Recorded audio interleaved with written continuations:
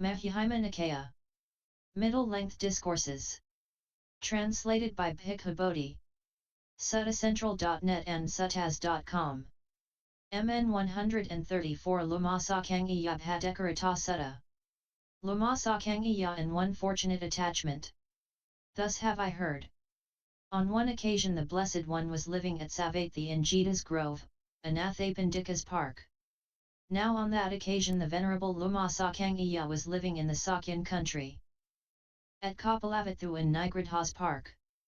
Then, when the night was well advanced, Candana, a young deity of beautiful appearance who illuminated the whole of Nigrodha's park, approached the Venerable Lomasakangiya.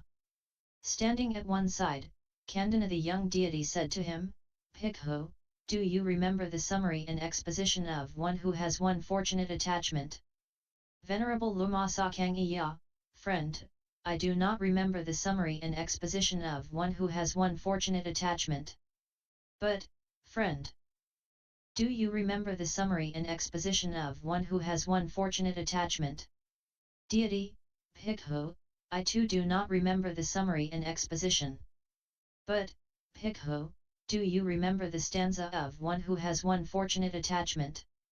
Venerable Lomasakangiya, friend, I do not remember the stanza.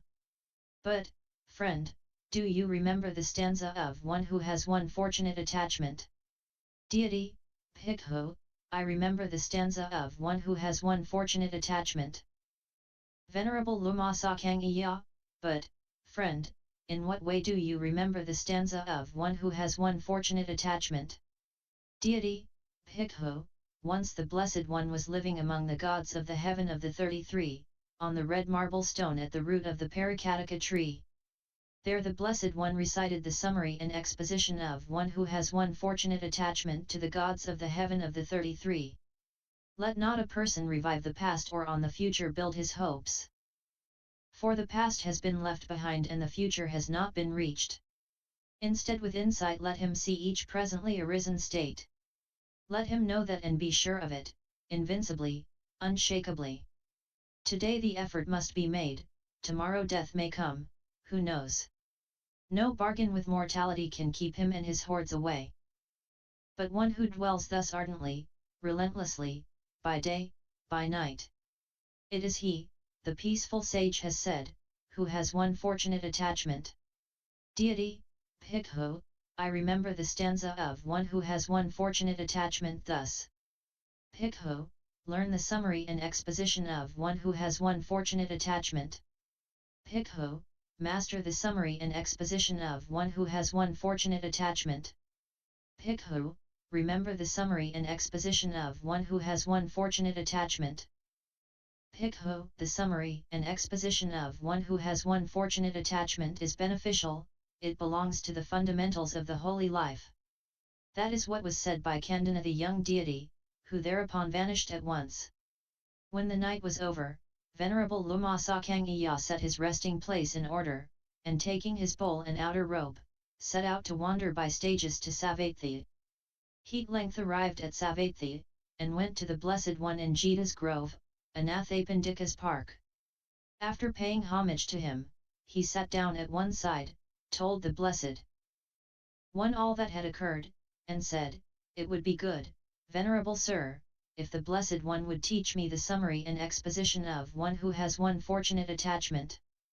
Buddha, Bhikkhu, do you know that young deity? Venerable Lomasakangiya, no, Venerable Sir. Buddha, Bhikkhu, that young deity is named Candana. He heeds the Dhamma, gives it attention, engages it with all his mind, hears it with eager ears.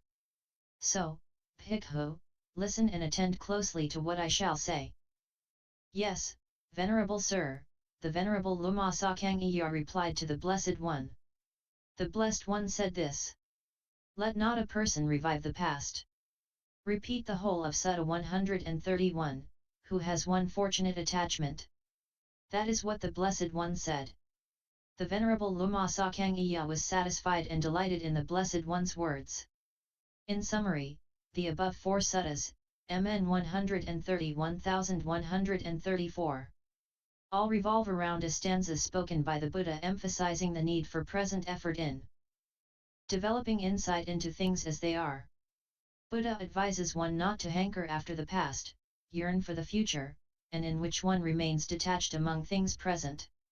References: 1. www.accesstoinsight.org 2. https://suttacentral.net/ 3. The Middle Discourses of the Buddha, Bhikkhu Bodhi, and MN 134.